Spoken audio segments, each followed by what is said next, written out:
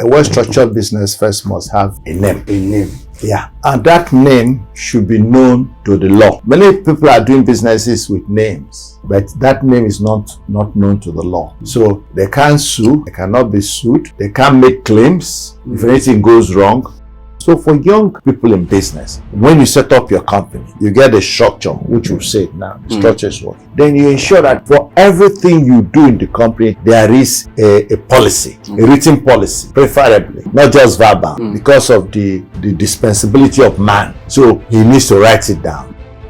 If you're alone, you don't need a system. You are the system. Because it's what you decide. It's what you do. If you're alone in the business, you are the system. But the moment you have a second person and a third person, then you need system. For what? Consistency. So that what you can do as the owner who started it, those who are coming will do the same. Business is a teamwork. And team means together each achieves more. TEAM. The reason is that man has limited capacity and capability. Even where he has inexhaustible capacities and capabilities, he is limited by time and space to be able to do all at once because he's a logical being. So it therefore becomes important that we share roles. And in businesses, there are things that promote teamwork. First is commonality of vision, or what you call goal congruence. So what are some common pitfalls or mistakes entrepreneurs encounter when structuring a business? Yeah, the first thing they do is they try to be jack of all trades. Yes, because of small money, because you don't have much money, so you want to be jack of all trades. It is not advisable.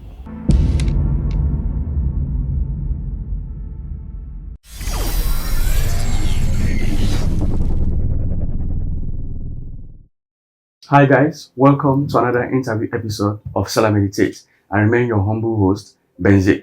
Today we are going to be diving deep into the structural pillars of an element that ensures business success, and that is structures and systems. Structures and systems. Many entrepreneurs struggle to build a scalable business that can thrive without their constant presence there. So this video is going to give you the guide and the deep knowledge you need to build a strong foundational structure and system that will ensure the sustainability of your business, its continuous success, and exponential growth. And my guest here, Mazi Sam Ohuabunwa, is an astute entrepreneur, a business executive, a pharmacist, and a former presidential aspirant with 3 national honors: MOR, Member of the Order of Niger; OFR, Officer of the Order of Federal Republic; and MPOM, National Productivity Order of Merit. He's one of the very few Nigerians with these 3 national honors. If you want to know more about him, I'm going to link the first interview I did with him in the description or in any of the call cards so you can know more about him. And also there I read his abridged profile. Also that interview also is very good for you because he discussed about himself and how he was able to build successful businesses. So on this video, we're going to center on building strong business structures and systems, and he's going to do justice to this topic. So ladies and gentlemen, welcome my business mogul, Mazi Sam Ohuabunwa. Sir, thank you very much. Thank you very much. Me in this My episode. pleasure to be here again. Thank you. Thank you, sir. So sir, we're going to be discussing on business structures and systems. Now, firstly, what does it mean to have a structure and system for your business? Well, the meaning of having a structure and system is that the business is given a personality. Okay. And when it gets that personality, then it must have the things that can make a personality stand and thrive. I mean, take the human being. He has hands, he has leg, he has back, he has, spine. So it's the same thing, because without the spine and legs, the human being can't stand. So the business needs structures, first to stand, systems to operate. And that's what it means to have structures. What is the business standing, so that that personality can be established, the business can be located, the business can be identified, the business can, be able to be present in the world. as a juristic personality. So that what it means to have a structure. System is how does the business operate? How does the business operate? You know, what are the things that enables the business to operate in a consistent basis, in a sustainable basis, so that you are not repeating the activities or the methodology of doing the business every day. So you set up a system. It's like the rail line. So the rail goes onto the rails, the track. Then it's moving. It gets to a station, it stops. There's a flag. Somebody flags it, then it moves, and so forth and so on. That's system. System is the rail, the modules through which it operates, so that it can leave a station and gets to its destination, so that the business can start and be able to deliver the products or the services it was constituted for on a consistent and on a sustainable basis. So at the end of the day, the totality of the personality of the business is that it can operate without undue interference by any person. Yes. The system is set up. If the owner is not there, we mourn him for 1 day or 2 days. We appoint another managing director or deputy managing director, and the business continues because the system is set up. But if there was no system, the thing will crumble. And if the running depends on the MD or the entrepreneur or the founder, when it's not there, it stops. Even when it's there, everybody looking at him. What does he want us to do? What do you want us to say? So, but when a system is established, it's almost an autopilot. So these things are the things that bring sustainability to a business. Okay, thank you very much. Now, what do you consider to be the foundational elements of a well-structured business? Okay, first is that a well-structured business first must have a name. A name? Yeah. Okay. And that name should be known to the law. Many people are doing businesses with names, but that name is not known to the law. So they can't sue, they cannot be sued, they can't make claims if anything goes wrong. You can't say you did something to Benzik when there's no law, there's no government has not said. You know, when a man is born, he goes to register at birth registration. That makes the country recognize that you are born and you're a citizen. Yeah. Otherwise, you have no, then maybe later you go and get passports. But so when you go to get it, say, go and bring your certificate of birth. Go and bring something from your local government. That's the identity. So the first thing for a business, it must have a name that is known to the law. So when you say known to the law, it means you register the business. Yes, it must be a registered business and the name registered. Okay. That name of this business is registered. Okay. That's the first thing. Then the second thing is to format it in terms of its classification, even in the registry. Okay? Is it a male? Is it a female? Is it a hermaphrodite? So this business, is it a sole proprietary? You are the one man who owns it. Okay, is it a partnership? Business between 2 people or 3 people? Is it a limited liability company?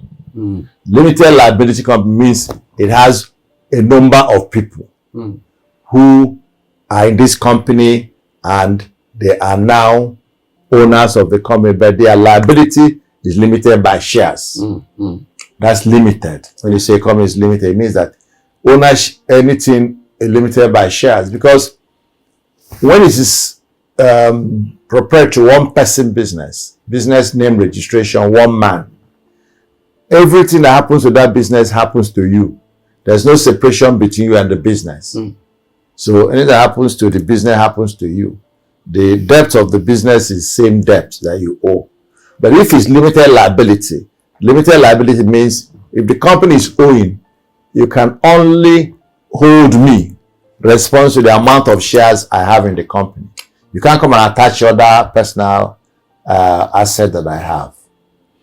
And if benefits are going to be shared, benefits will also be related to the number of shares I have, not more. Yeah. Then you can also have what we call publicly quoted company. Publicly quoted company, they call that PLC. PLC, publicly quoted company. What that means is that your shares can now be traded by everybody through the auspices of the Nigerian Stock Exchange, or the exchange as they call it. So you can now put your shares in the market. People can buy, and you can buy back shares, you know. So that is now publicly quoted company. This company can also be a company, a public company that is not quoted. You also have public companies that are not quoted. The basics is that for a limited liability, you cannot cross 50 members, 50 ownership. Okay. So there will be more than 50. If you have 51, it's no longer a limited publicly private company. Okay. It goes public. It goes public. So when it goes public, it's either quoted or quoted by public. Then you can also have companies that are in the classification of they call them not-for-profits, but they are businesses. When you have the NGOs, non-governmental organization, not-for-profit. So you have those that are a non-profit registered by trustees. Some are called registered by guarantors.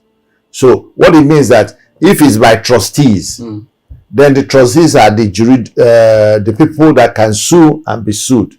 Let's say Sophie, I have Sam Ohuabunwa Foundation for Economic Empowerment. I have it's registered by trustees. They have a board of trustees because we don't own shares, because we don't share profit. So you can't say it's so those trustees are the owners of that business.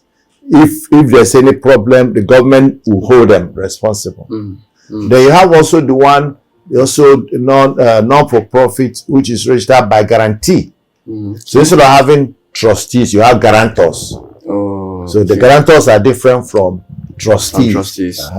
So they are different. The important thing is that you must have, and for the purpose of this discourse, I'm sure that most people will be interested in this, are young people, entrepreneurs who are starting out life. The critical thing is that the day you come out with your business, you must give it a name, at least go and register it. Then if you later can transfer it into a partnership or a limited liability company. Okay. The only thing is that the moment you go to this classification, the demands for reporting change. The demands change. You're supposed to report to government. And if you're a limited liability, there's a law called Company and Allied Matters Act. You know, I think the latest one is 2020. There's requirements like filing tax, filing annual reports of your company, what your company has done. If you are a personal, a business registration or proprietary business, you may not, those requirements may not, if you file your income tax, it's like you have filed the tax for the company, because the company and you are the same person. But in the other one, limited liability, which we recommend for most businesses, the company is different, you are different. That is what I recommend usually for, because this one man name business can cause you trouble. You know, you never differentiate the company from yourself. You get from right pocket, you put in your left pocket, and we can't measure growth, we can't measure advance, and you also, to assess help will be difficult, because every business that will grow will need help. Part of that help is in the form of additional funding. And if you want to go for additional funding, you're going to go into the market.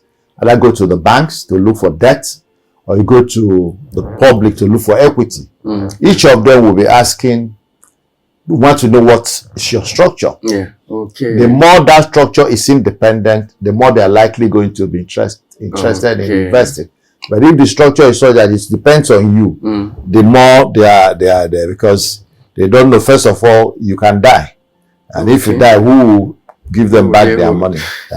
because it's you and your, yeah. But if you're limited, like, it has a structure, it has an MD who may not be even a shareholder. Because when you now create that limited liability, one of the requirements is to have a board of directors. The board of directors now has responsibility for the corporate governance of the company and its sustainability. So you can be in the board as MD, but you have a chairman. You have other directors. So if tomorrow you are not there, the chairman is there, the board is there. They can then, if you are the majority shareholder, they can make your son or your wife the new MD, so as to maintain the shareholding structure and influence the system you have, that the system will keep running. They guide the person, the board of directors will guide the person, you know. But in that case, when you really have a board of directors, you can no longer take decisions all by yourself. There's a decision you can take as MD, but the decisions you must refer to the board for the board. Even if the company is owned 100% by you, you still need to create a board. You are responsible to. The board is your supervisor, even if you own all the shares. Because some companies, one man may own all the shares, but he creates board, or he gives nominal shares to other people. The own majority. You see it all over the place. So that is about structure. And foundational is to have a name, to be registered, and then to comply with the regulations, like this, having a board. You know, this board is important for that structure to stand.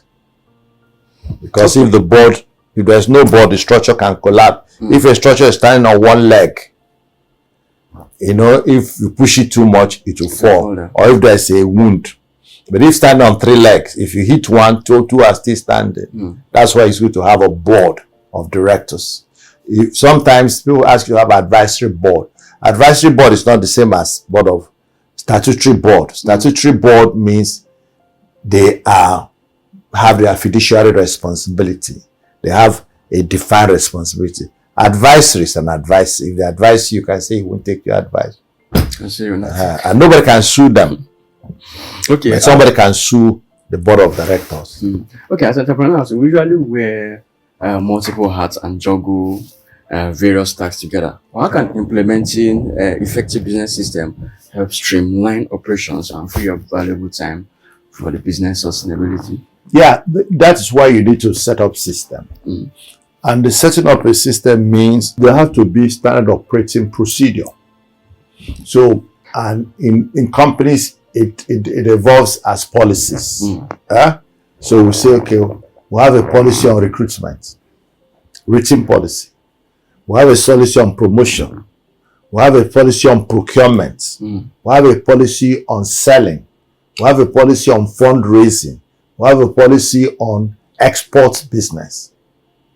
So those policies are codified, and you have them as now the system. If you are doing manufacturing, for example, you then have a manufacturing plan, manufacturing information system. So which shows that we are manufacturing ABC, and this is how we manufacture them. Step 1, step 2, step 3. So standard operating procedure is coded in a file. I mean, I don't know whether you've seen where pilots are trying to fly a plane. They enter the plane, they follow systems. They do this first thing they do, this second thing they do, this third thing they do. You know, nobody pushes the plane up. When the plane has to take off. It keeps like the system, when it gets to a level, the rotation and creates sufficient what they call draft, then it lifts. Okay, when it's coming down, it does not drop, because it's not responding just to gravity, even though there's gravity on it, but there's a system too. The pilot gets up, he knows what altitude to reach. Somebody's talking to him at the tower. Those are called traffic controllers. Air traffic controllers. So they are talking to him. They are his eyes. Go to should maintain course, because he's looking at his compass. northeast, northwest, because every location in the world has a coordinate. If you do the mapping of this place house now, can tell you is at points the north, west, east, south. There's a measurement which the air pilot can just land on top of my roof. Based on, he doesn't need to know this house. When he enters that coordinate for his off take, and then a route is planned. That's the system. Wow. That's why planes are not colliding. Okay. Otherwise, they don't see. So when you see a collision, then the system has failed. Usually, it's mostly human error. So system is what enables. So for young people in business, when you set up your company, you get a structure, which we've said now, the structure is working. Then you ensure that for everything you do in the company, there is a policy, a written policy, preferably, not just verbal, because of the dispensability of man. Somebody can sleep, he will wake up in the morning. If I'm waiting for him to tell us the policy, we'll probably be waiting. So he needs to write it down. So you pick up the policy. They give you a seat. You are now the sales director, sales manager, production manager, human resources manager, accountant. As a kid, they bring the procedure and give you. This is how it is done. So you learn it, understand it. The way you're doing it in another place may not be the same. You may be an accountant in rail line or in railway. The accounting system is different. Come to accountants in Nimet, which is manufacturing. It's a different thing. So you want, if you go and take that one to here. So there must be a system for running the pharmacy, for Nimet, and for manufacturing. Bring the rail one here. You can put everybody on the rail. The house will move. The product will be running on the rail. Because that's your mentality. That's the system there. So that's what the system is. System is documentation. It is established procedure. Don't do anything without a procedure. Don't do it. This is how we used to do it, which is how I used to do it. Okay? So I've been watching you here, for example, the way you've related to these guys. It means you've taught them something. They do something, they show you. That's how. So the system is known. You've agreed this kind of luminosity you need to have a good interview, this kind of lighting. It's a system. Okay? So tomorrow you are not there, they will do it. Yeah, it's true. They can come and conduct the interview, and when people review, they think it is you. It is because a system is already established, standards set. Something that will show whether we are following the system. If we are not following the system, we should know. That is why it is sustainability, and it is measurable, and we can then be sure we're doing the standard. Otherwise, the medicine we make today will be the one we make different from the one we make tomorrow. But if you take paracetamol made by Nimet, or you take Parantrine or NCP, the one you took here, like in those days we were part of Pfizer, the same, let's say, we used to call it Combantrin then, or take something like another brand that was universal, like Vibramycin. The Vibramycin you take in Nigeria, made in Oregon, you go to the United States plants, it's the same. Because we are following the same system. Does this apply to every business and every industry? That's the way it ought to be. It doesn't apply in all. But that's the way it ought to be. I'm speaking about the way it ought to be. And for sustainability, there are those who that's why they have issue. Then their product will go back, who will reject it. We say, this is not the product we used to take, because they don't have proper system. And when they have system, they are not following. Human being doesn't want wahala, or doesn't want to bother himself. That's true.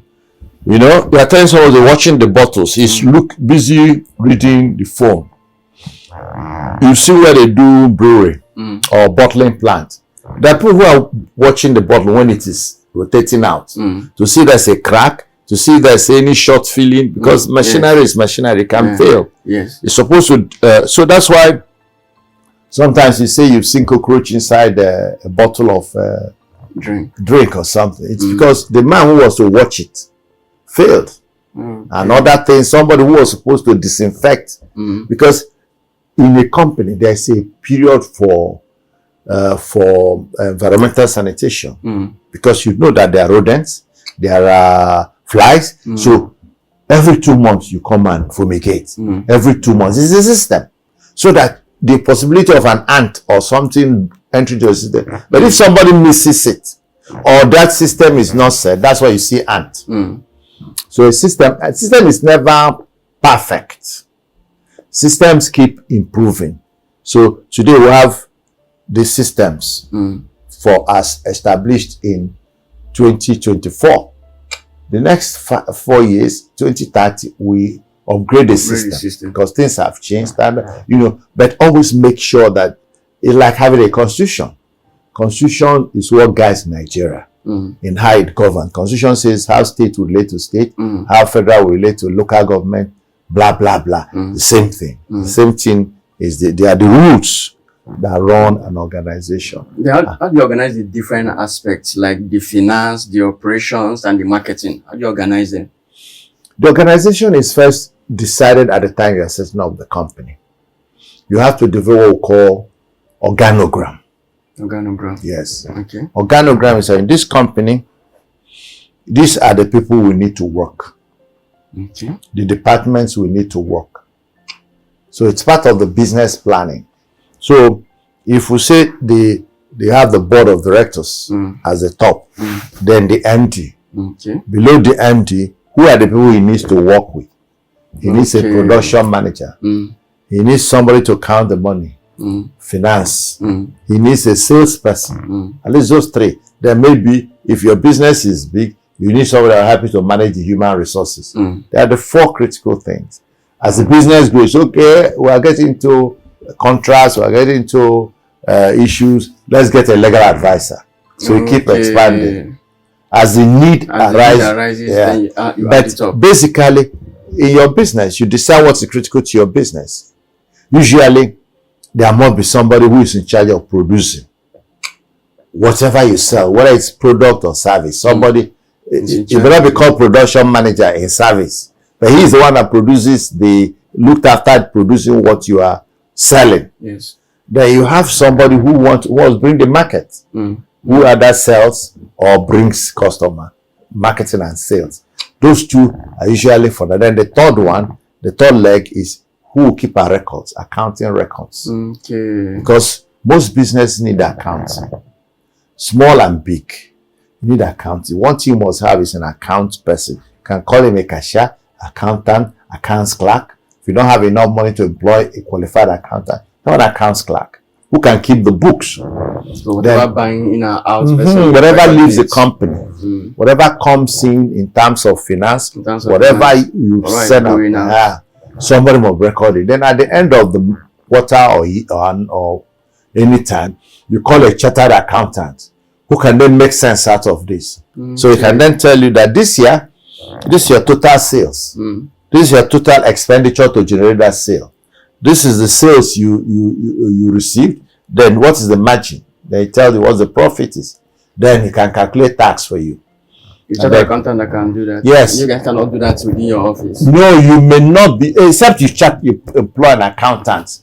I'm saying if you have money to employ a chartered accountant who can easily do all this for you. But if you don't, you can get an accounts clerk who is a bookkeeper. Keeps record. You can do a little bit of these calculations I've done. But the best way to do is to give it a professional qualified accountant to now give you a report. Because as I said, when you want to grow the company, you need help. And one of the things they want to know is that your account is being audited. That this account you are giving to us is not just what you said. That somebody else has looked at it to say, professionally, I think the records have been properly kept. So that's why you need an auditor. Actually, beyond who will prepare your account, you also need an auditor.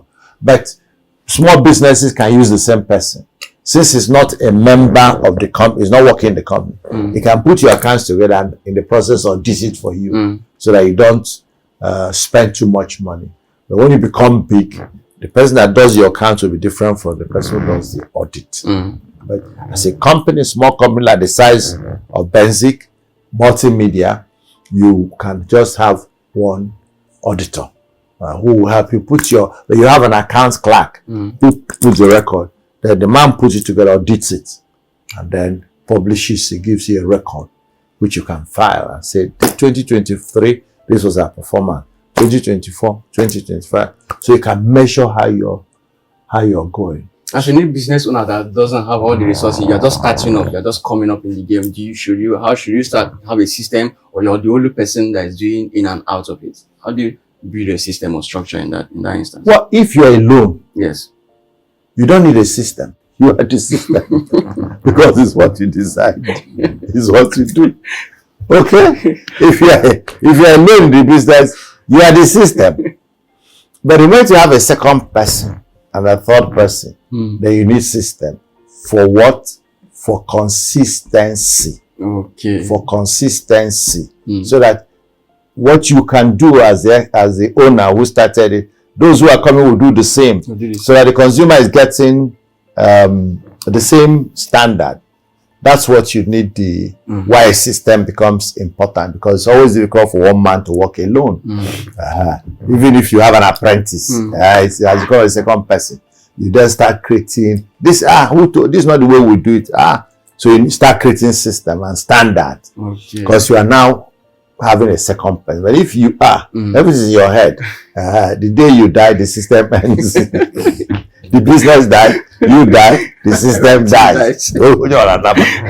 So now, what are some common pitfalls or mistakes entrepreneurs encounter when structuring a business, and how can they be avoided?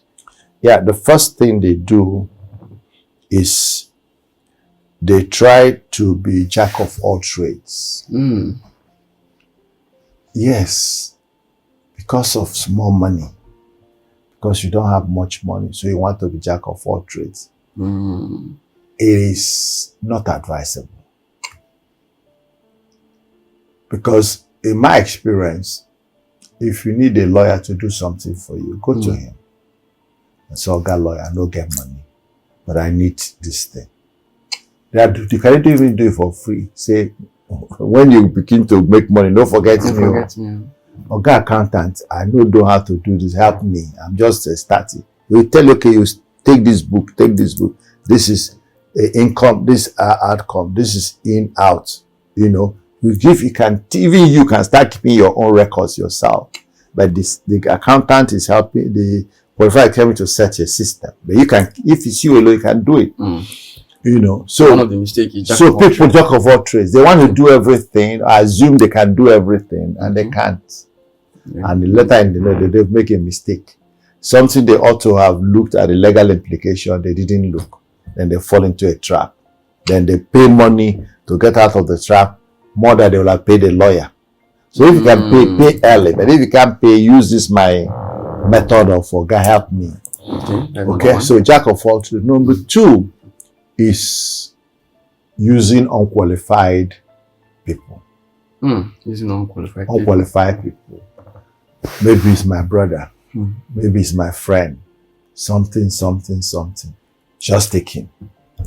If you can, that's this other area. But the other area that fits into this is lack of training. They don't train themselves, nor talk of training other people. Especially if the training would require spending money or sending people out. There's another problem. So, jack of all trades, using unqualified people, and not sufficient training. For many, in fact, it's not only even sufficient training when you want to offer them free training. I remember once I went to Aba to organize free training for traders. So I hired a place in what they call Bines Hotel in Aba, and I went to the market men in Ariaria, Fork Road, to invite them to the event. In fact, the only people they sent were their apprentices, those who sent at all. Many of them didn't come. And when I asked, say, how can I leave? If I leave the trade to come here, do you know how much business I'll lose that period? Whereas they were supposed to come and learn what will make them do better business. So it's an issue for small businesses, not training, not understanding the significance of training. The fourth one is, they make too many assumptions. Okay. They make too many assumptions. assumptions. Yeah. One, because they either do not understand what it takes to do a market research, or what it is to do feasibility, or even how to find information. They just assume, it will work. This man, after all, is doing well. The other person is doing well. It's not the same business. It's not the same guy. We all went to school. They join. They start doing things. So that's too much assumption. The other pitfall is what I call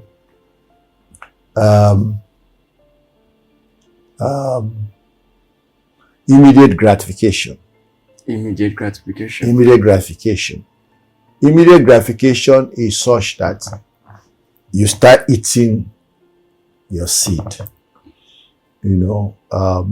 So they don't allow the seed to mature properly before they start to eat.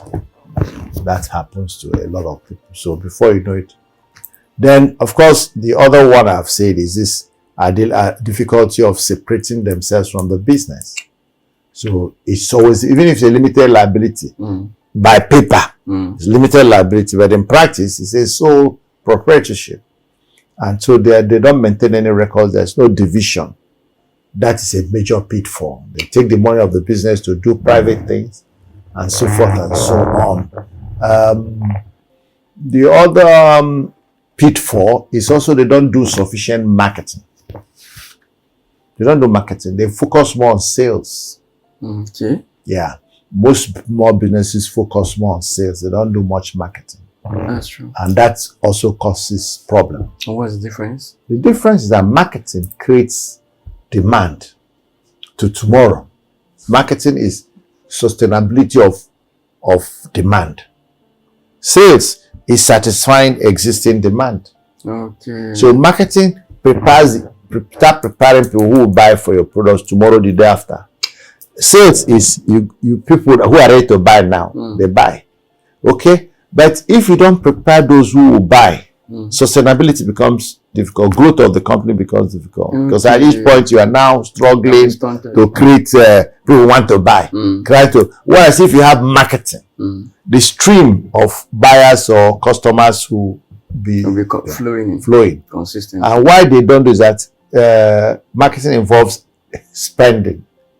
You have to do a radio advert, you have to do television advert, you have to do all manner of advert. When you advertise, you don't see the result immediately.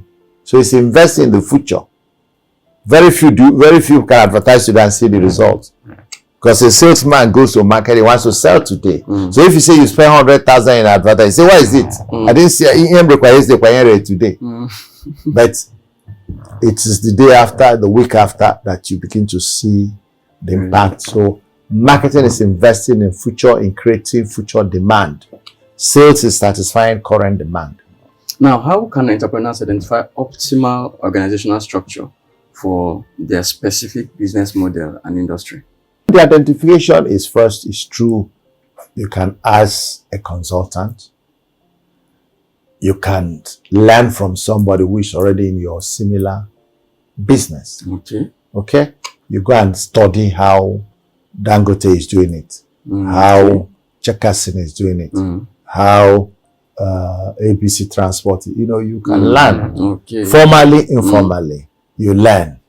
Or if you can learn, you call a consultant who already has learned or who can go and learn on your behalf and then come and teach you or help you to get that structure on. Now, what strategy do you employ to ensure effective coordination and collaboration across departments? Well, there are a couple of strategies. First is that you must create opportunity for free flow of information. Free flow of information, yes. Today, in more advanced, they talk about ERP. ERP today is a system where everybody sees what everybody else is doing. It's a continuous flow of communication between production, marketing, sales, HR. You can see what each person is doing. The other one is to mandate regular meetings. Every month we're going to have departmental meetings. When you are the CEO, all the departments will come together. So that's the second method. Either you have continuous flow of information through open system communication. The other one is to mandate meetings.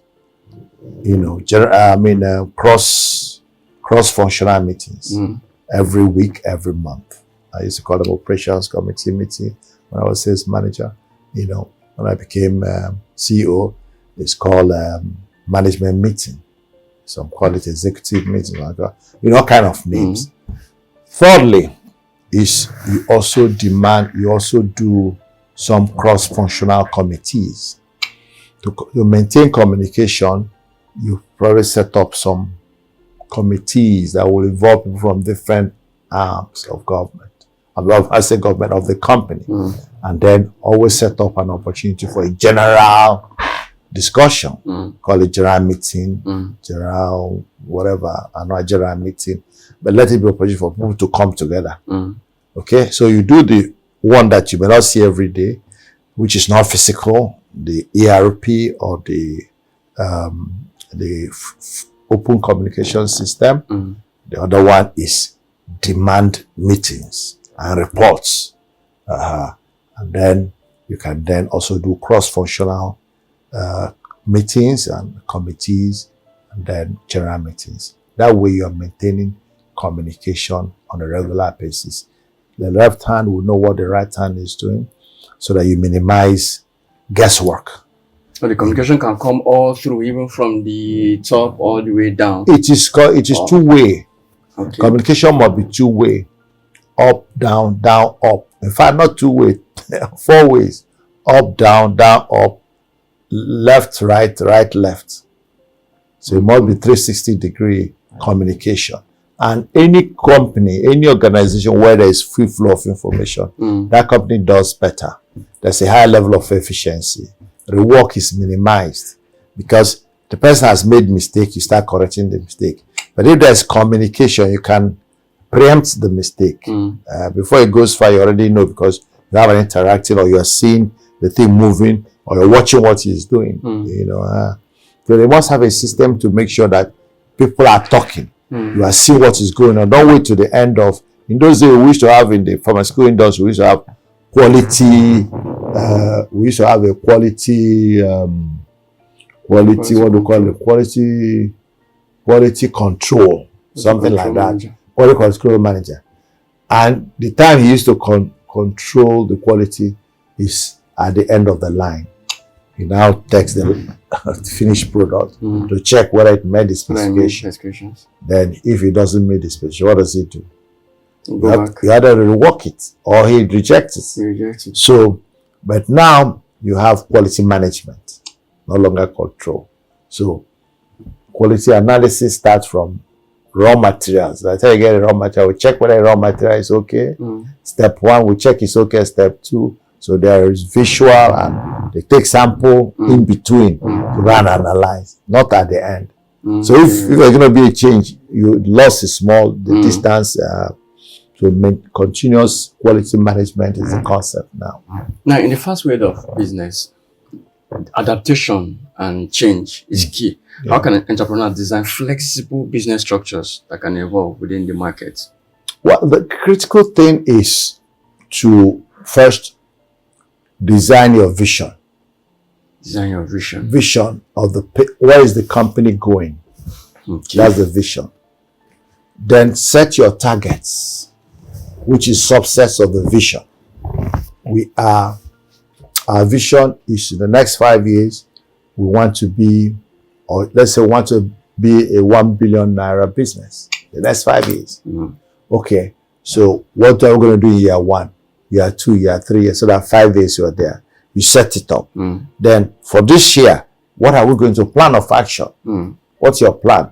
What's the sales plan? What's the production plan? What's the marketing plan? What's the HR plan? So everybody makes his plan. Then if we made this plan, when are we going to achieve quarter 1, quarter 2, quarter 3?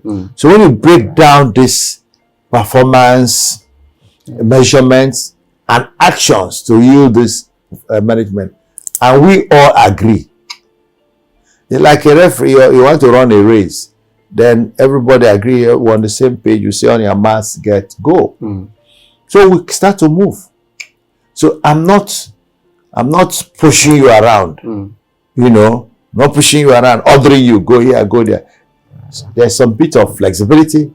So if you reach there and find that something, you can rearrange it to be able to continue to move. What you're doing is you're focusing where we're going. The important is to achieve the end point within the given amount of time. So, you know, like the team discovers that the defense is very tough. So they change their emotion. The match will not end. Then the coach will bring you and say, the match is going on. We're changing systems. That's the flexibility. But not cast and say, we've chosen these 11 players till the next match. That's flexibility. You start with this system. You tell yourself, we'll make a resistance. So, you know, so that's why you also, part of the things to maintain flexibility is to have what we call alternative plans. Plan A, plan B, plan C. If plan A is not working, turn to plan B. If plan B is not working, turn to plan C. People outside watching may not know what's going on. Yes. But the training is already done, and you are told to. You see what is called, what they call the markers or the instigator.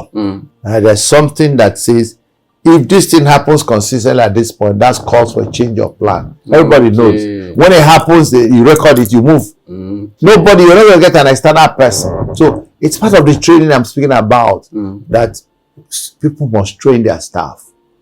Set your vision, let everybody buy into the vision, because that's part of the failure. You know where you're going. He doesn't know where you're going. Training staff include taking them out for different places. Yes, but this training starts from you. Communicating to them. Okay. You train them. If they need external training, you get somebody else to train them. But they must be trained. They must be trained. You must communicate to them. You must share the values. You must share your vision. You must have a plan which is known to them, not to you alone. And you want them to help you implement the plan. And you say they are not working fast. They don't know where you're going. If you say, gentlemen, we want to get to Maryland in 30 minutes.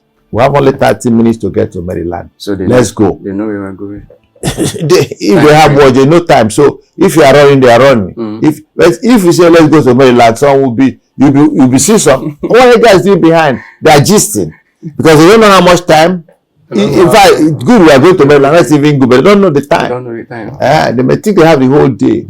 So that's why you need to define what you want to do and expectations, so that you can't say people are responsible when you have not given them responsibilities. When you've given a man responsibility, and then he's still not measured and say, responsible, irresponsible man. But a guy who has no responsibility, you say he's still responsible. You are not married and they say you are not coming home early. What will you be coming home early to do? Now, let's dive into the nuts and bolts of business processes. You know, entrepreneurs can face some inefficiencies when it comes to business structures and workflows. So how can entrepreneurs identify inefficiencies in their workflows and implement systematic improvements that will ensure productivity and profitability? Well, usually the ability to know there is a flag anywhere is to set targets. You know, we want to produce 100 products, 100 products per hour. And you check, we are producing 40, we are producing 70, we're not producing 100. You say, what's going on? Guys, is there something going on here? Is this equipment up to speed? Is this person properly trained? It is that setting up. That's why everything stops and ends with vision. Okay. If there is no destination, we don't know when we have arrived there, when we will arrive there. And we will not know who is not playing well. Set up, we are going to achieve this at this time. Then if you are not meeting it, then you start asking, what's going on here? This is the profit we have agreed we are going to achieve here. Quarter 1, quarter 3, what is going on here? We are half here. We're not even half of it. Guys, what is wrong? So everybody starts checking. And then you start finding issues. Maybe people are hitting themselves. Some people are countermining the others. The bureaucracy may be so long. The man said, I've made my plan. I'm waiting for him to approve. I've sent it, he has not approved. I sent it to the MD, he has not approved. I sent it to my boss, he has not replied. What am I supposed to do? I'm waiting for them to approve. That's another problem. Okay, so you can see bureaucracy have come in. Yes. Then it's okay. Next time, just send the plan to him, send to this person. If the person doesn't approve, that person will have approved. You move.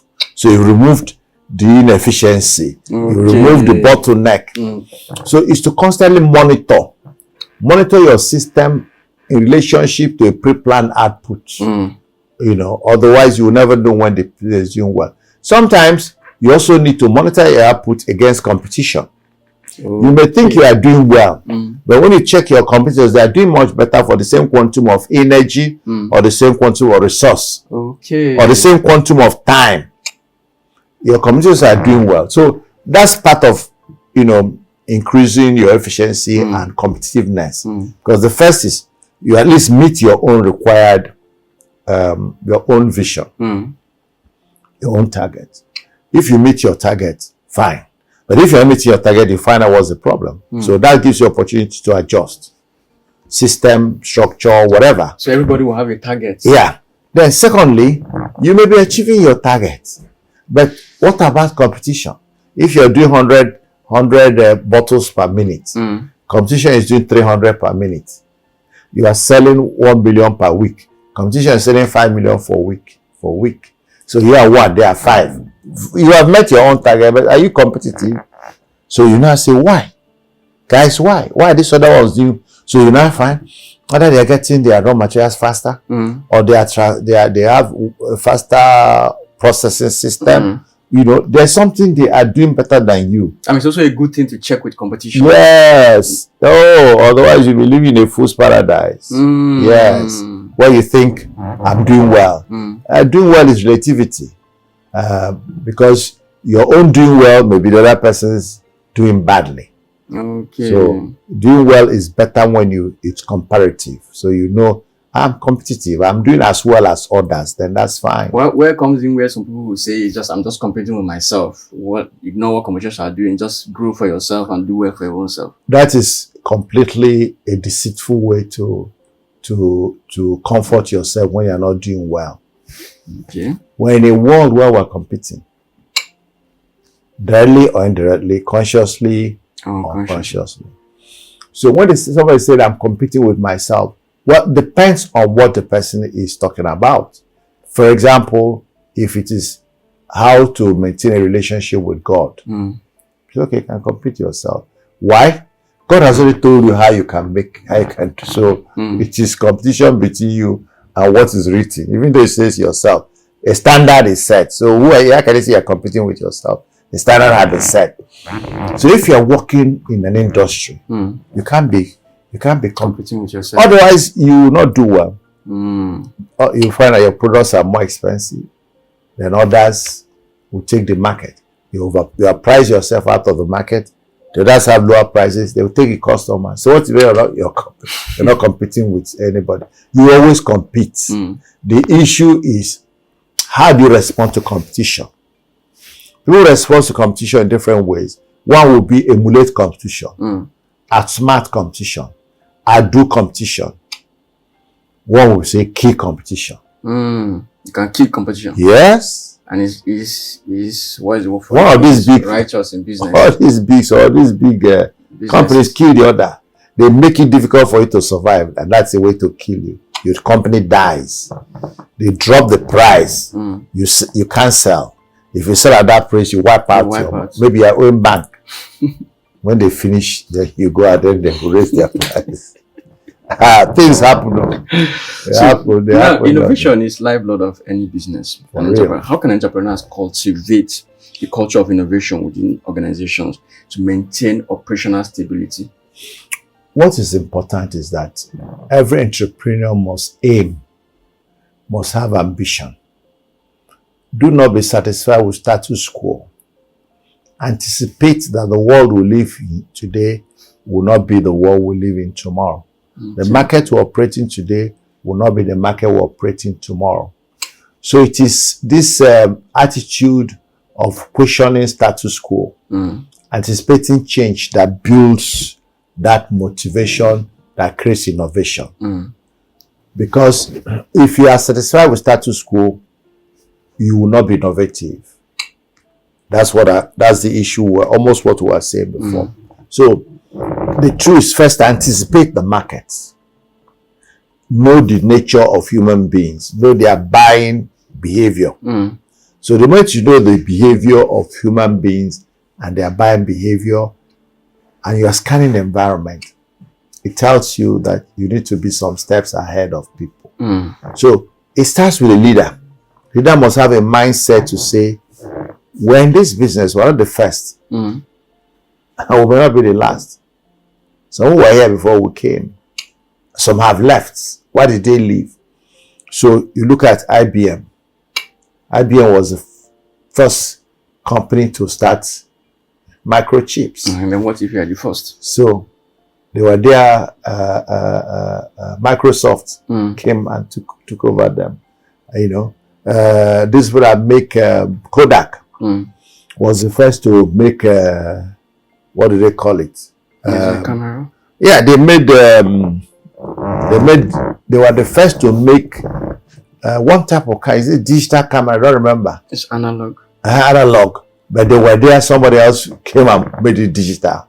And they started losing business, they started catching up. You know, so innovation is always anticipating market change, anticipating customer, consumer responses and changes. The human being is never satisfied for one thing for too long. God gave them manna. After a while, they started saying, is it only manna we're going to eat? So it is the way people are. There's always a need to change. So you anticipate it. People are doing this now. They may need something else. You know, sometimes you go and do focal meetings. Ask customers, do you like this product? What is it that you don't like? What is that we're doing that you're not satisfied with? That is where innovation comes. You won't wait till your sales begin to drop. Even some people, the sales begin to drop, they're not even asking the questions. They are looking for witches and wizards that may have caused the sales to drop. Is that people are moving on to a new product, newer brands. They are moving on to cheaper but more effective brands. So any company that has to be sustainable must be on their foot and always thinking of how do we make, because innovation works on two sides. It's either creating better value in terms of satisfaction. The customer is more satisfied, you know, is creating better utility. That is innovation one way. The other innovation is price. You know, I can innovate in a manner that I can bring down the price here. I haven't added anything to what you are getting, but I have brought down, through efficiency, I brought down the price. It's innovation from a pricing point, not just from a utility or a customer. Because what the customer needs really is to get the best, and if you can give it for him for free, he will love you. If you can give the best for free, he will love you. But if he must pay, let him pay the one that is comfortable for him.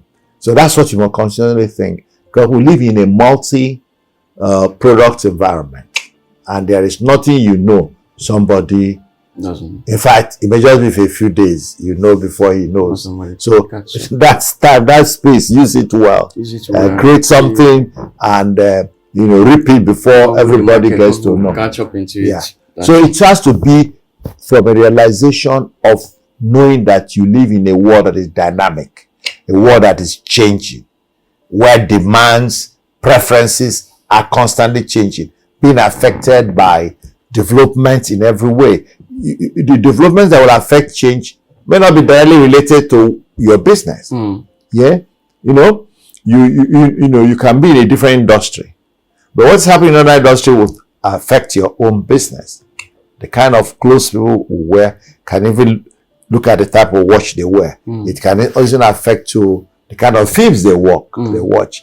When you see people wearing some kind of clothes, you begin to think, is this clothes looking crazy? So they might like to see crazy films. You see the way it works. So something that might lead you to make innovation in your industry may not come directly from your industry, But the basic ground norm is that human nature, human taste, human wants. Even if you're giving the best, after a while, you tweak that best to make it look like it's something new. But it's basically the same thing. Then the interests, otherwise you soon lose focus there and start looking at somewhere else. If another person brings another color, they leave your color and they follow that color. It could be the same thing. It could be even less. Now, scaling a business requires careful planning and execution. Yeah. Would you share some strategies for developing scalable business models and systems that can accommodate rapid growth without sacrificing quality? Again, most of these things start from the size of your vision. I'm sorry, I keep going back to vision because it is starting with the end in mind. I want to build a 5,000, 6,000 ton per day flower plant. 6,000 tons or 8,000 tons flower plant. And this is the reason I'm interested in that. The market is big. People are eating noodles, they are eating all manner of things. That's where people are going. And the market is not being satisfied. But that will come out $40 million to set it up. So what I do, let me start with a 300 ton. That can be $6 million. Okay. But when I'm building my factory, I'm going to build a factory looking at 8,000 metric tons, which is my vision. So I'm going to create space. If I need 2 milling machines today to generate 300 tons or 600 tons, I keep space for the next 2, 3. Because it's not when I'm not ready to go, I start looking for space.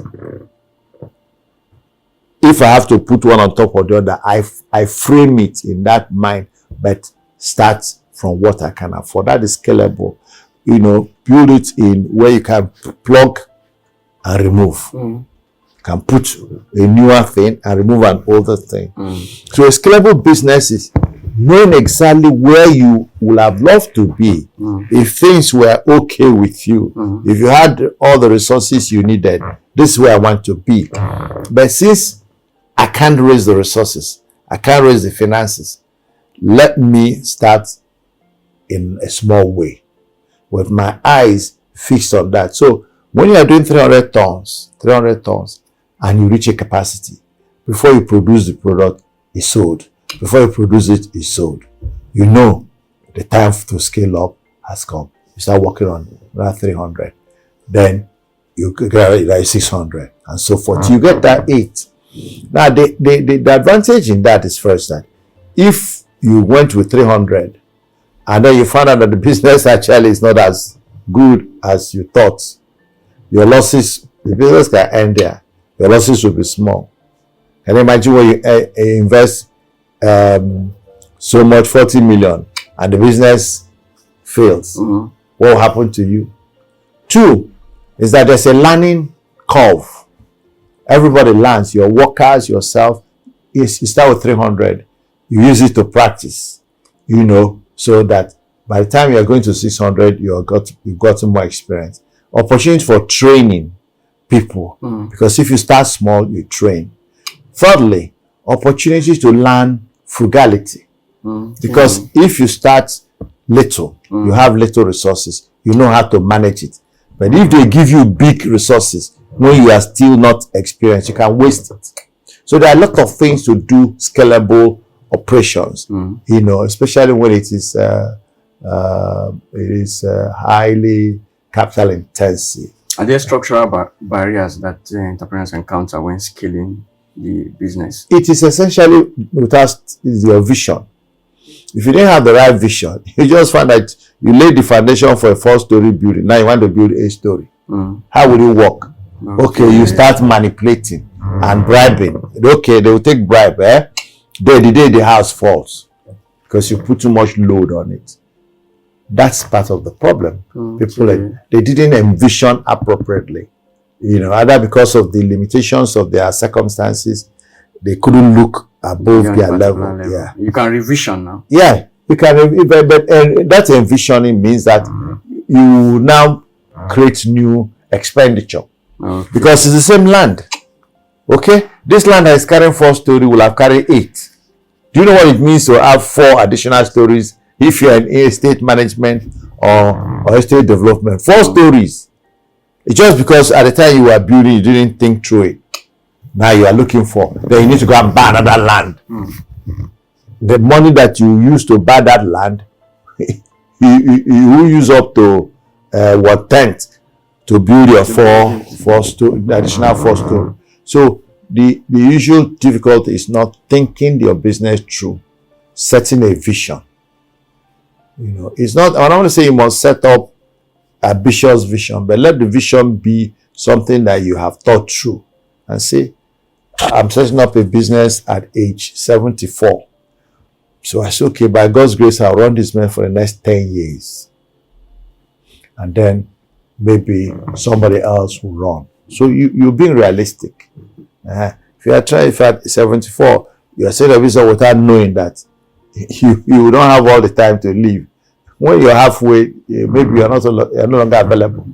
There's problem. The people who are living the business may not complete it because they were not there when you started it. They don't understand what you are trying to do. So you must put several things into consideration when you are setting up a business, and especially with a thought to scale up. So you do it in a manner. So, okay, let me do to this. When those guys come, they can do the rest. Yeah, that's right. Entrepreneurs can face some challenges and difficulties when it comes to running a business. So what are the structural structures, or how entrepreneurs can set up the structures and system that can be able to overcome those turbulent times in business? The basic thing is to have the what you might call shock absorbers in the system.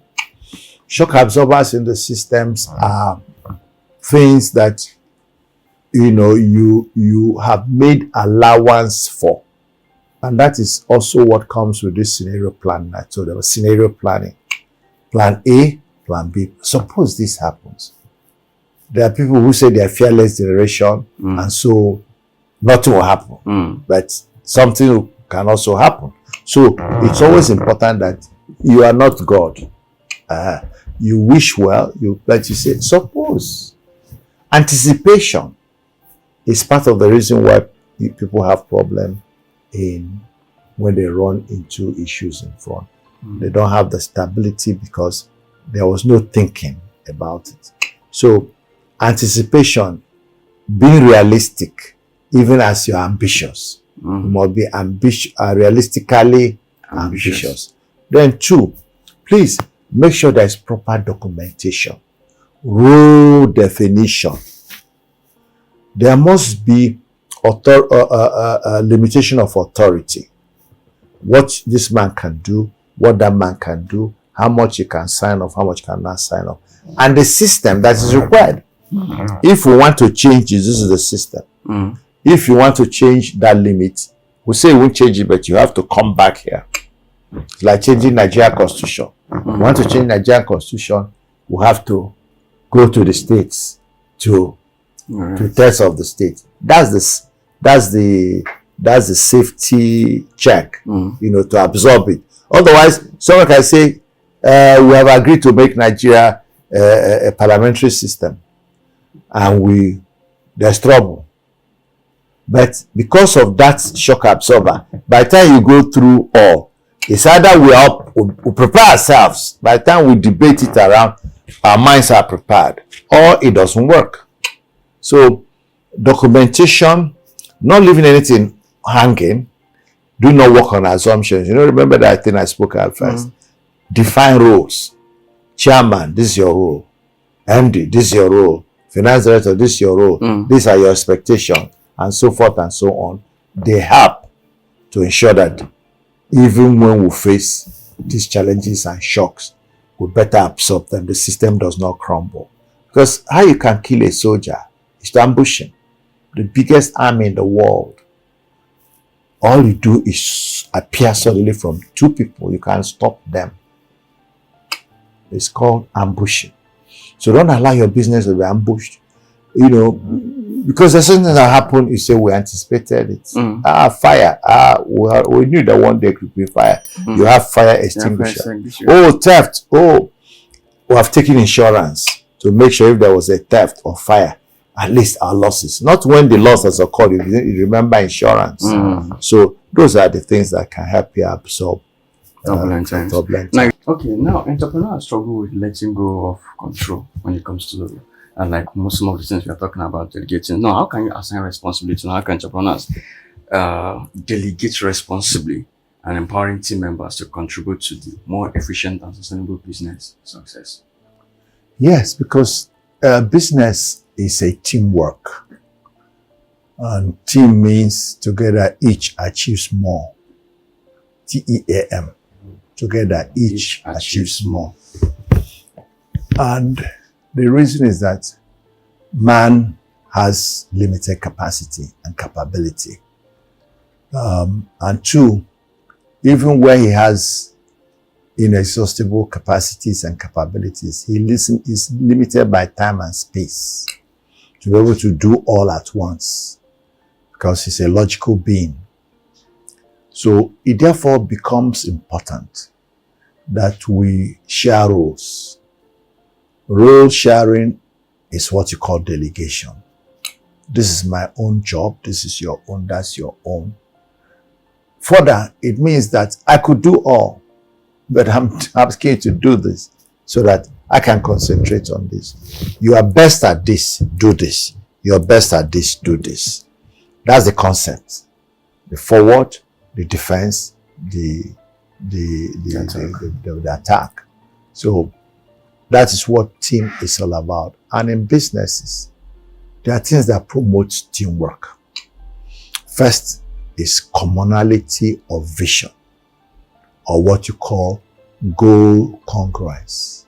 Commonality of vision or goal congruence. That's where a team must start from. Otherwise, have you seen why children are running sometimes? Are running to this side. Right? When you now run and see the other run, you run back. Or when they want to do, this choreography. When they start, some are going left, some are going left, then it takes time before they adjust. Team is, we all have our roles assigned. 1. 2, we are trained for those roles. Because if you don't train somebody for a role, he'll disappoint you. Thirdly, you practice the role. Fourthly, each person supports the other. In teams, there is no upmanship. We are together. We win together. We lose together. We survive together.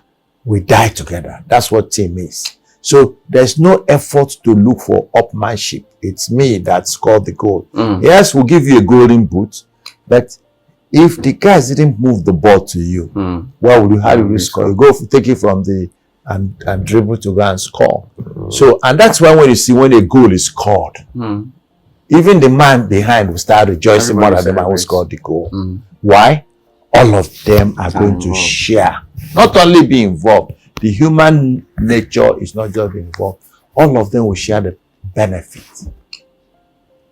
That's why they make sure that everybody. So that team means, I've talked about the components. I'm saying part of the things that everybody must benefit. That's why we die together. So everyone must see that their faith is tied to each other. Are you getting it? My faith is tied to your faith. Your faith is tied. So there's no need taking advantage of. If you fall, I lift you up. I won't let you lie down, because if you don't pass the ball to me, I can't score. And if I lose, we've lost. So team is important because it causes synergy. It causes leverage. You leverage on each other's strength. You build synergy. And what one man can do, 2 people can do times 3. What one man can do, 2 people can do times 3. So 2 can give you the result of 3, whereas one man can only give you 1. So it's important to operate in teams, but why do teams not succeed? Why are people afraid of delegating? One, the people that are delegating may fail. So is there a cure to that? There's a cure. Cure is train, practice, and rehearse. Are you getting me? To be sure, before the orchestra comes to perform, they have been doing practice. And the joy of every performer in the orchestra is you are not the one to cause the fail of the orchestra. If people are playing and you play out of tune, you've destroyed the orchestra.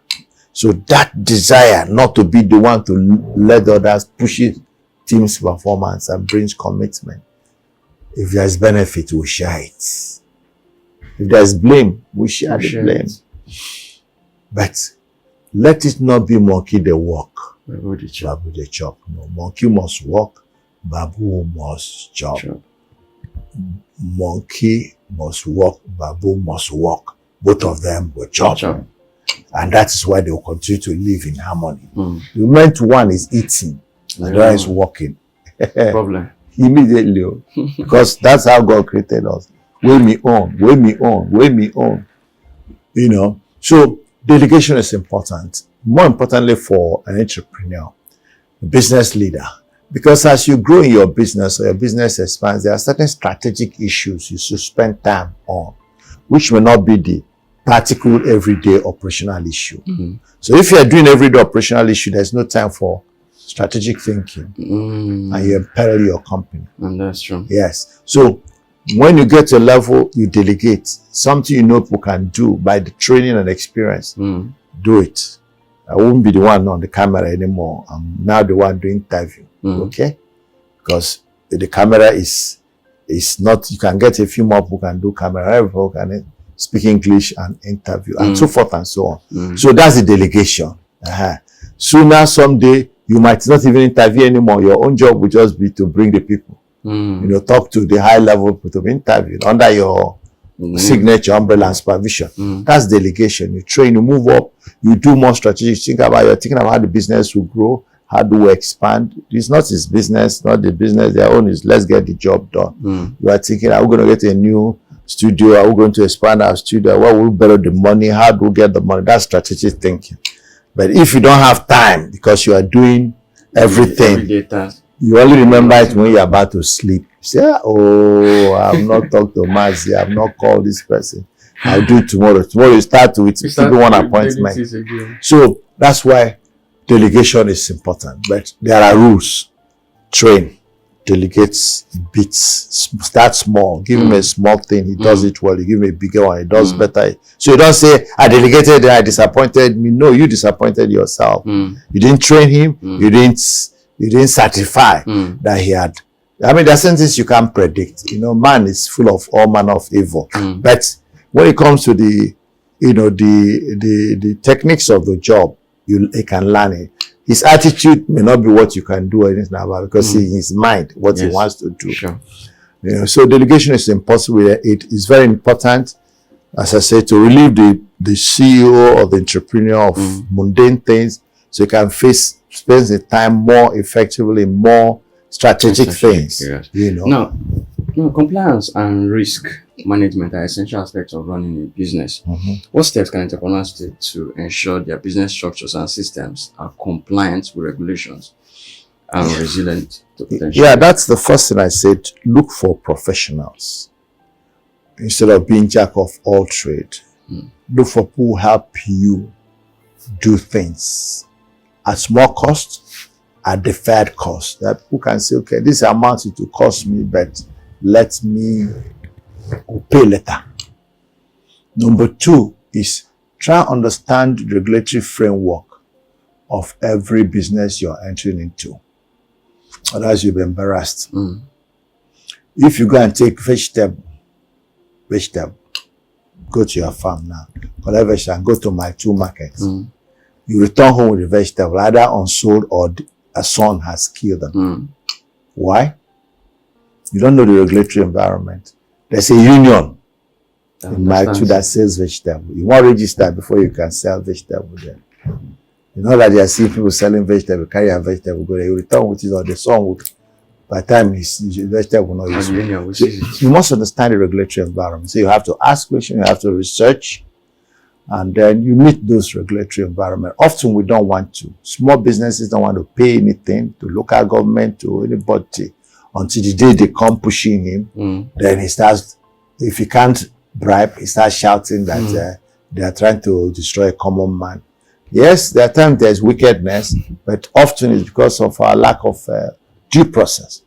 You know, what you need to do, you think you can just bribe one man, the man leaves, another person comes, there's no evidence, there's no record that you bribed the other one. Yes. So, but if you pay the tax or pay the thing, there's a receipt, which you can bring. So it's important that people be sure that they do regulatory scanning, environmental scanning of whatever they want to do. Set up systems that will give them information. Thirdly, also have a warning system, something that warns you that your license is about to expire, your car license is about to expire, anything you need to renew as a business is about to expire. Because often it's when police is asking you, you give him, where's your driving license? You give him only to say, this one has expired. Say, has it expired? You know, it happens to us. I'm talking up in relationship with other things. So this is like a warning system, something that reminds you what critical thing you do. I almost lost my business land one time, because for many years we were not paying ground rent. And it's a basis for your land to be taken back. Wow. You know, until we got a threat. So since then, and when we have board meetings, we ask, are there regulatory issues we need to hear? Have we paid tax? Is there any legal threat? Do you have any letter from a lawyer? Is there a dispute? Because you're not there every day, you will forget that the people running the business may not even remember. So, but when the trouble comes, it will come to your own head, as either the board or the CEO or something. So, have a checklist to ensure that something reminds you and that you check that it's always better to avoid disputation than to come out of them, whether it is with government or with individuals or with other partners. That's what the Bible says, settle the matter while you are still on the way before you get to the court, because the judge may throw you into, but you can settle with your adversary and everybody goes so. Cost you a little money, but you go home. You know, I mean, when we say it in Nigeria, we're not saying bribe people, but we're saying there are ways you can take. Instead of pursuing that right to extreme, you can forgo something so you can go back and do your business and recover whatever you've lost than following it to where it can hurt you. Oh, this is good. Now, when it comes to accountability, how do you hold your team accountable to ensure that everybody is meeting to task, everybody is meeting to goals, and to ensure that there is this culture of accountability among team members, to ensure that everybody is meeting up to every target or task that is required? Very wonderful. And that's what assures sustainability of business growth. So the way to do it is, first, like I said, share vision. Let all of us know where we're going. 2, let everybody know his own expectations. 3, let everybody know his reward for achieving his expectation or the lack of reward for failing. Thirdly or fourthly, when that person achieves his target, please give him that reward. Do not treat everybody like hard. Step 1, level 1, we're all classmates. We came at the same time, we went to the same course. Next year, level 2, step 2, level 3, we're moving like herd of cattle. It destroys competence, it destroys cohesion and ability to have sustainable high performance. A high-performing team, everybody knows his target. That is your expectation. If everybody knows where we're going, everybody knows what you're supposed to do, when you're supposed to do them, and constant measuring. Measure every of the things. Measure. Because if you cannot measure, you cannot manage. So you measure, and when you measure, there must be a follow-up plan, either to reward or to punish. Punish is not to destroy you, but to tell you that if you didn't meet There might be a difference between those who are meeting, but those who are not meeting, you can encourage them and say, look, this is what is waiting for you. If you can move up, you get the same thing. Okay, if you do well, we'll praise you. If you do badly, we'll. But if you do not reward those who are doing well, you are telling them, don't bother. Yeah. If you do not punish those who are doing badly, you are telling them it's okay. And your business will begin to dribble. So define rules, ensure everyone understands it, provide them with the tools they need to do the work, measure, reward, punish. And that's where you can be sure we are all going in the same direction. Yeah. Wow. Now, some team members will say they have a personal goals or ambition and desires. Now, how can you discuss the importance of aligning individual goals with objectives of the business structure? Yeah, it is important that business owner understands the individual goals of your employees. That's one side. And the employees also need to understand the goals of the business. That's from their own side. But let us argue from your own side. So that's why when I'm hiring somebody, I said, how long are you going to be at this work? When in the next 10 years, what do you expect? Where do you expect to be? I'll be initial. The person will tell you, next 10 years, I've gone to America. The next 10 years, this. So first, whether this man is going to stay for long or not. So that's from even when you're hiring, you can look at individuals' goals and personal goals. Then when it's working for you, also find opportunity to know what his personal goals are. When we were growing up in Pfizer, when we were being trained in Pfizer, we used to, after writing our corporate goals for the year, we write personal goals. And say for example, I said I like to obtain a PhD in pharmaceutical chemistry or in marketing.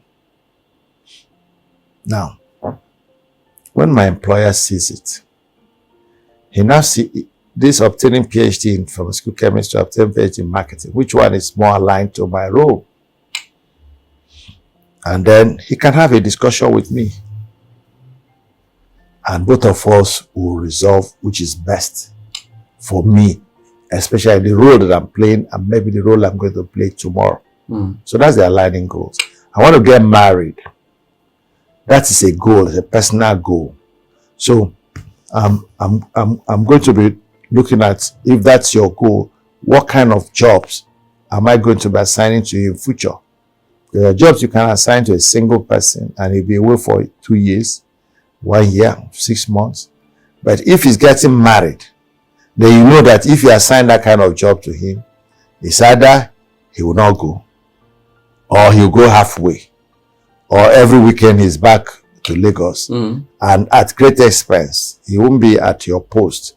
His potential. So this is all the alignment. So you think of, maybe I should change him from one department to another where it be more sedentary. So that's the and the more you align the personal goal of your with the corporate goals, the better they do the work. Because you help them not to steal, not to lie, not to cheat. Because when there's no he's going to school, and his school is learning, he's going to learn in school, doing something for another trade, and he's still at work in you. He'll be stealing your time. He says I'm in Sokoto, but he's in Lagos Business School.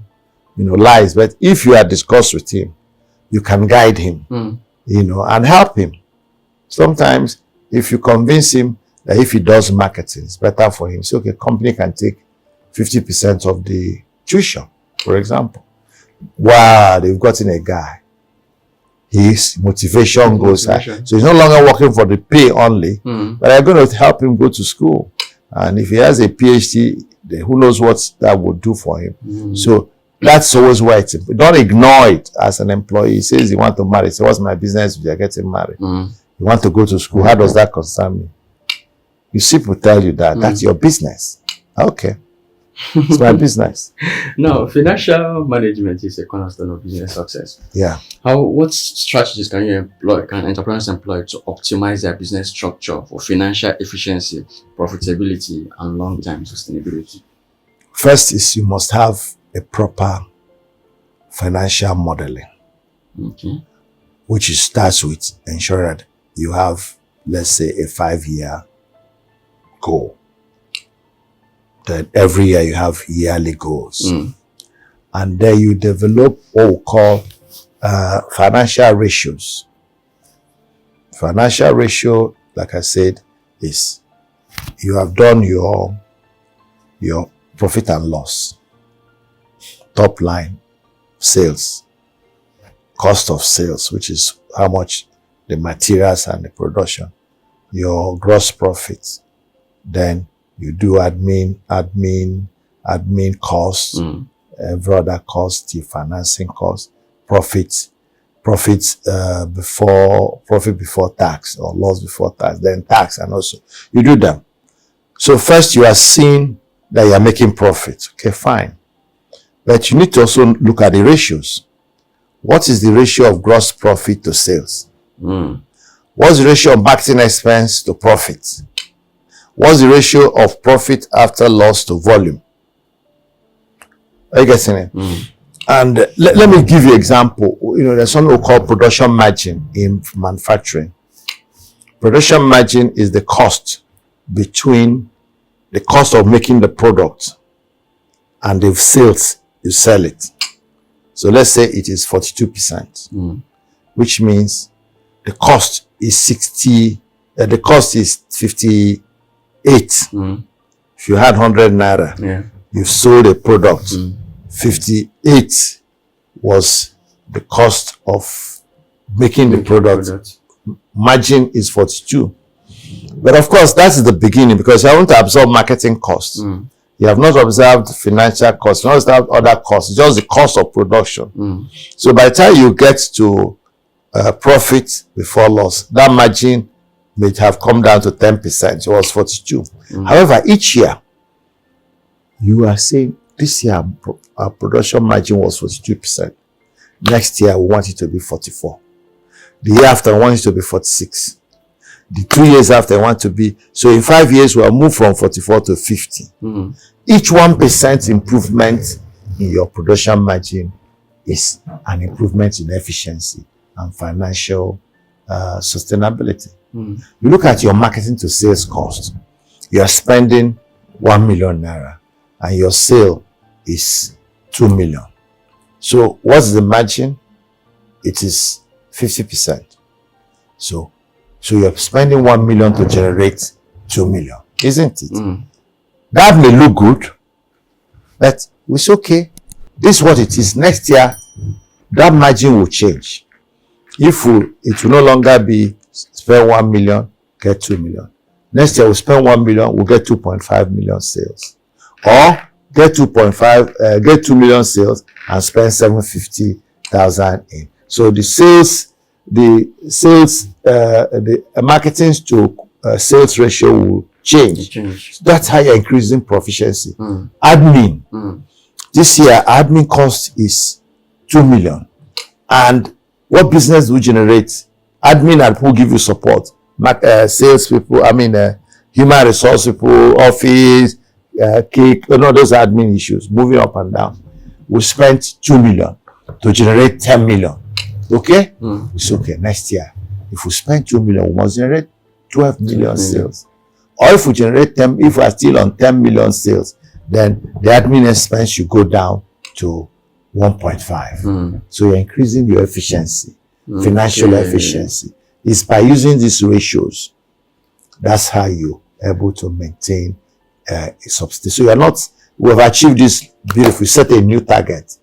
You keep doing what one thing I found when I was CEO, I had to set up a committee that their job was cost cutting, cost management. So we kept improving the efficiency of our cost. If we spend 1 million, we'll get better return this year than we got last year. If we need to spend 10 million, fine, by ratio, will change. If you don't do so, you can't maintain healthy financial optimization because the human being can do better if it's challenged, if it's measured, and if it's rewarded. You can do better. That thing I cannot do before, with the proper motivation, proper reward, he does it. Now, we talk about effectiveness, and you said something around it from the beginning, but I'd like to streamline it a little bit. So, how do you measure the effectiveness of a business structure? And what key metrics do you pay attention to know that this structure is effective? Just want it to be streamlined more better. Look, there are 3 lines you can measure an effectiveness.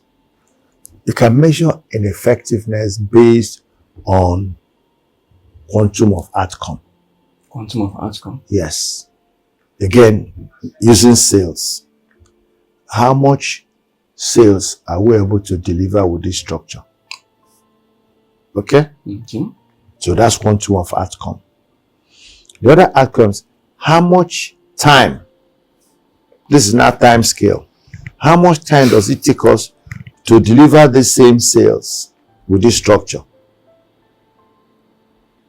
That is time scale. Because time is a measure of efficiency.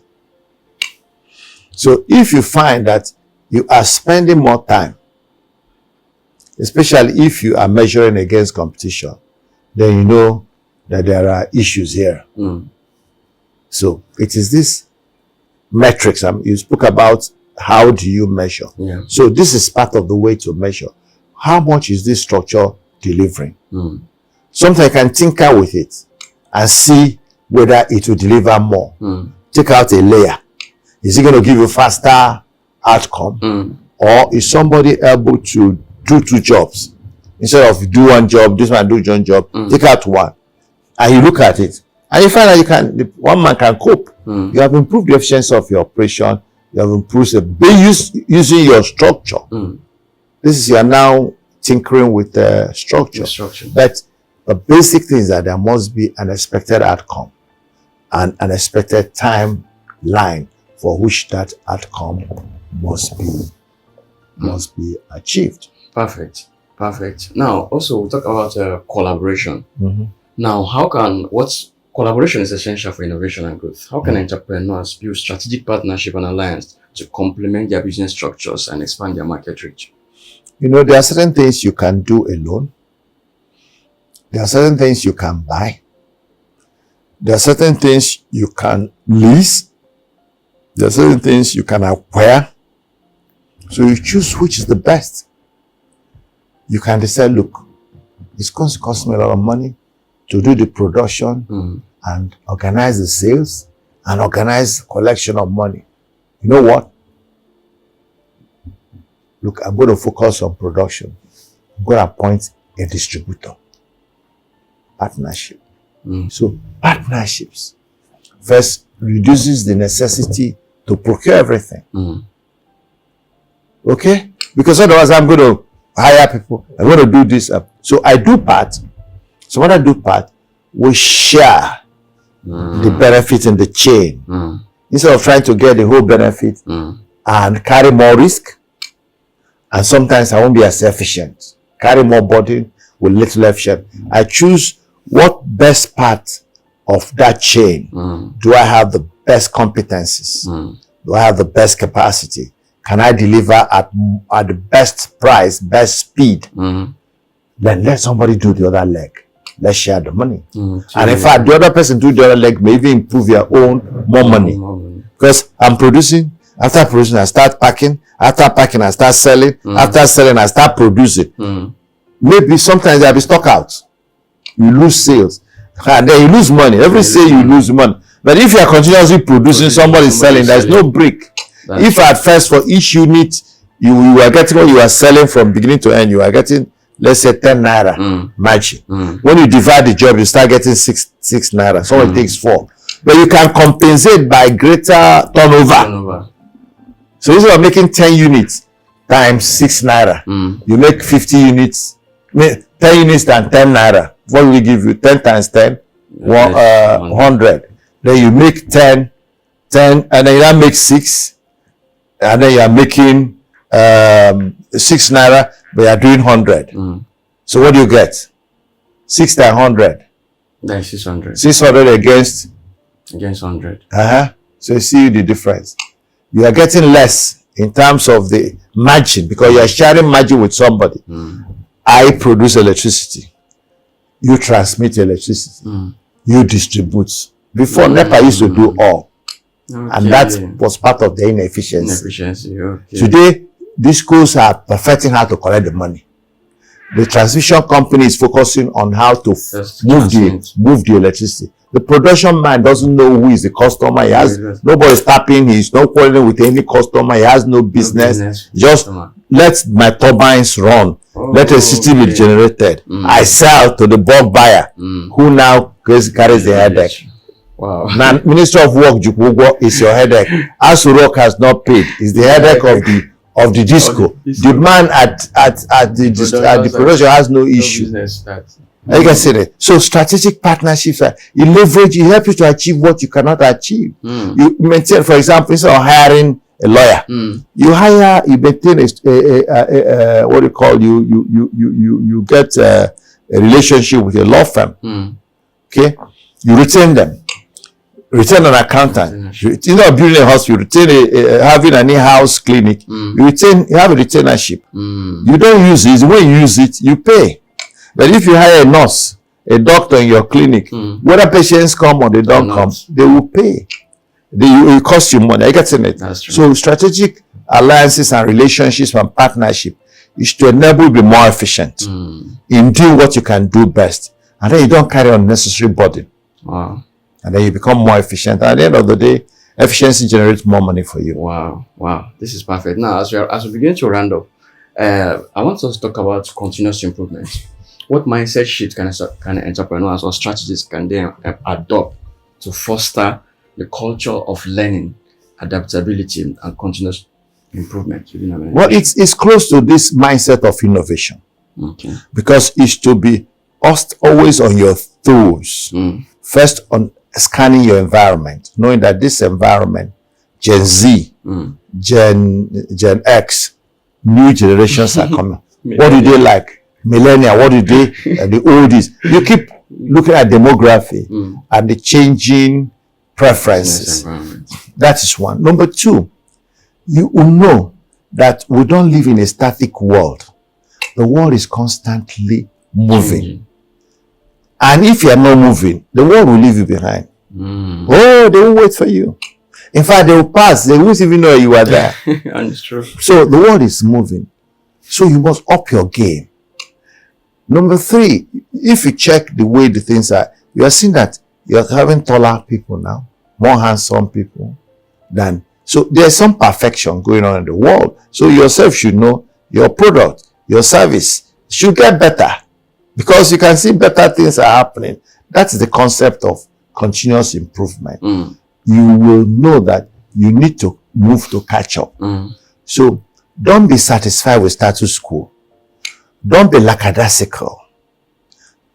You know, always be on your feet and understand the nature of the market. That's what causes improvement, because you yourself know that you are demanding improvement in your life. I mean, each year, I'm asking God to increase my earning. So when I go to church, what do? I decide to increase my offering. I'm telling you what I do. So I increase my offering. Why? Because I'm expecting God to increase my earning. I can't be saying God to increase my earning and I still stay in the old offering. Then there's no balance. So the same way, if you are expecting something better, you should offer people something better. And that is the continuous improvement you spoke about. You get better, your business get better, efficiency is better, product quality is better, product satisfaction is better, customer relationship is better, customer satisfaction is better. You interview customers, you get feedback. Are we doing well? In which area can we improve? Even when they have not asked you.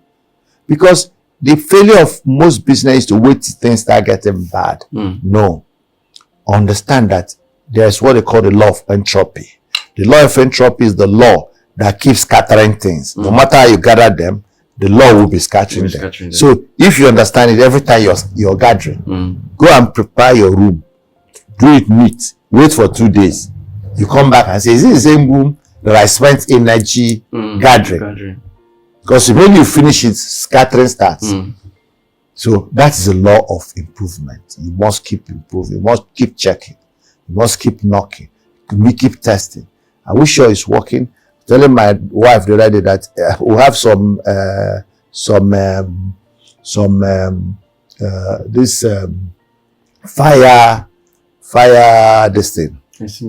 fire extinguishers there. I'm going to call somebody to come and check if they are still working. We've not used them, but I cannot badge you because the day you want to use them, you may find that this thing has exhausted, and you are saying there's a fire extinguisher. You get disappointed. So that is the same thing that makes. Don't just look at status quo and be satisfied. Keep looking how to make things better. Wow. Now let's try to round it up with leadership that we somehow spoke about. So I wanted to streamline it. Now, what qualities do you believe are essential for effective leadership within a structured business environment? If you've heard me, I've used the word vision so many times in this discussion, and vision is very central. They say follow person way no road. How the person go no road if you never see the road? So in visioning, you are here, you are seeing the road where it's ending. It's only then that I can attract you and say, see that place where we want to go is better than where we are. There will be obstacles, so first is any leader who does not have vision, he won't do well. Yes, vision. You must have vision, the future. You must see where you're going, so that people can follow you. Show the light and they will follow. If all of us are looking for the road, who is the leader? If all of us are searching for the road, who is the leader? So visionary, number 1.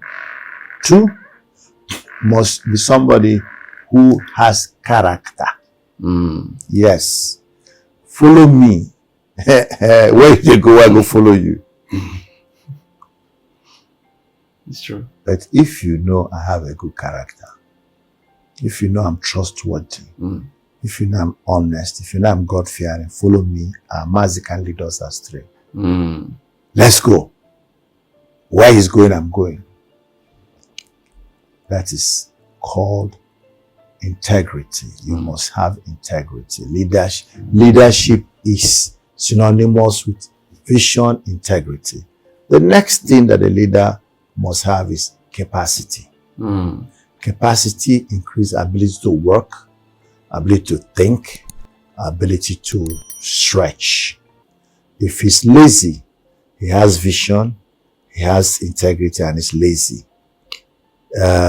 He won't have enough people following him, because sooner or later they will overtake him because of his laziness, and they start undermining them. 4, a leader must be a learning person. He must be learning. He must be reading. He must be seeking. He must be inquisitive. He must be searching, because that is what is going to sustain this ability to have capacity. Okay? So if you have a leader who has vision, he has integrity, he has capacity, is willing to learn, then you are going somewhere. There are many other things you can talk about leader. But the final one, which is the 5th, is that he must be somebody who is willing to sacrifice. Yes. A leader must be willing to sacrifice his money, his time, his resources, and if it costs, even his life. Jesus taught us that. So these 5 things are so critical. And when people can tell you all manner of things about leadership, but show me somebody who is visionary. Show me somebody who has integrity, who has capacity for work and to think. Show me the man who is willing to learn and the man who is willing to make sacrifice. You have found a leader. Wow. Does leadership style influence the implementation of business structures? Sure.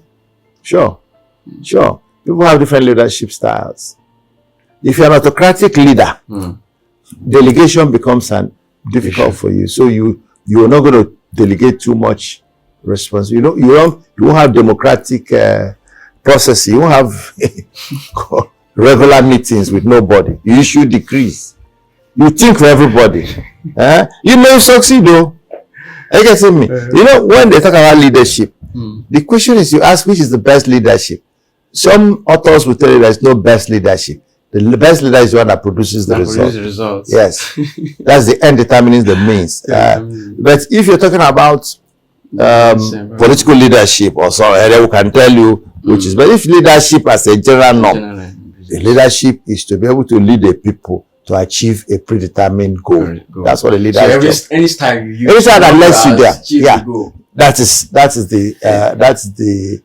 is the overarching. But however, if you achieve the goal without integrity, then you're not the kind of leader we're talking about. Okay. Reaching your goal, you must be with integrity. Okay? So if you take out integrity, you can be a kidnap leader, armed robber leader, 419 leader. Not be leader you be, not leader you be, but there's no integrity. Okay. So integrity is what takes good leadership from evil leadership. Wow. Now, what are your final words regarding business generally and disadvantages of event entrepreneur, the non-setup structures? Just use and finalize your statement regarding business. For me, I think that business is so important for every community, for every nation. And entrepreneurs are the ones who create businesses. This my theory is that you need investments. That's the primary thing. Investments create businesses. Because without investments, you can't create business. That's true. I have all the ideas, but there's no money to even register the business. There's no money to hire a house, to hire camera. Business can't start. The whole idea is in you. So investments must come. It will create business. And businesses now create jobs. The businesses have invited 1 or 2 people. Create jobs. What do jobs do? Jobs create wealth. What does wealth do? Wealth creates prosperity and drives away poverty. So business is so central in the well-being of any people. So entrepreneurs and businessmen are the godly agents. The goodly and godly agents for realizing this prosperity, which is the end point, to drive away poverty. So we encourage as many people as can get into business. But the whole idea of this is to ensure that you follow the right structures and the right systems so that you don't waste your money. Many of us have gone into business, we lost our money. We've done 20 businesses, 15 have failed. Part of it is we didn't put the right structure, we didn't take the right system. We made so much assumptions. And then when the assumptions failed, the business failed. So build your business on simple structure. We're nothing complicated. First rule is you must know that 2 heads are better than 1 head. It's simple how the Bible says when 2 are together, they achieve more. Because if one falls, the other will lift him up. And a cord, what did they say? A rope of 3 cords, not easily broken. So each offers the other strength in terms of difficulty. Then ensure you have a system so that there is reproducibility and there is consistency of output. Because the consumer wants consistency. He tastes this burger. He wants to get the same taste. If tastes and it doesn't taste, he say, "Where did I buy this burger?" This burger tastes like Chicken George. That's the consistency, because Chicken George has set up a system. They do the same thing, And then all the other issues we've discussed, delegation, training, financial management, are all critical. Because if you don't manage your business well, motivate your people well, because people make businesses succeed. It's also people that make businesses fail. You know, when I talked about the problem of the shortfalls of small businesses, it's not paying attention to training, to build up manpower. If we build up manpower, then we can be sure that when we have the right structure, the right system, the right manning, the right financial discipline, the right way of monitoring and rewarding contributions and performance, by the grace of God, which is the final thing, every business, every endeavor must anchor on that providence. You know, I told you the other day that you need purpose, or what you call vision now. You need planning. You need aspiration. You need passion. And then you need providence to be able to succeed. Thank you very much. Thank you very much. Now, is there a way people can be able to reach out to you? Maybe they want personal mentorship or personal consulting for business and things like that. Anybody that has any personal desire, how can they reach out to you? You can share it. Yeah, sure. I have a consulting firm, Star Team Consult. I'm on my phones are available. I have an email, samohuabunwa@gmail.com, and you can get me easily. That's the best way really, to use the email, samohuabunwa@gmail.com. Or you can ask Benzik. They know how to reach me, and we can meet. I'm open, willing to assist, to encourage, to motivate, to speak, to assist in whatever way, or to partner to see that our businesses grow and succeed. Thank you very much, sir. Thank you very much. Thank you. Thank you so much for this opportunity. Keep up the good job. Thank you, sir. Thank you. So that is it, guys. You've heard from business mogul Mazi Sam Ohuabunwa on building a sustainable business structure and system. I believe you have been highly impacted in this episode. So if it's your first time coming to this channel, you want to hit the subscribe button, like this video, share it to one or two persons, and don't forget to turn on the post notifications so that each time I upload a new video, one of the first to get notified. On this channel, I do my best to talk about business, mindset, self-development, and entrepreneurship, and also interview powerful guests like this. So thank our guests, Mazi Sam Ohuabunwa, and the next time I'm going to see you again. I remain your humble Benzik. Cheers.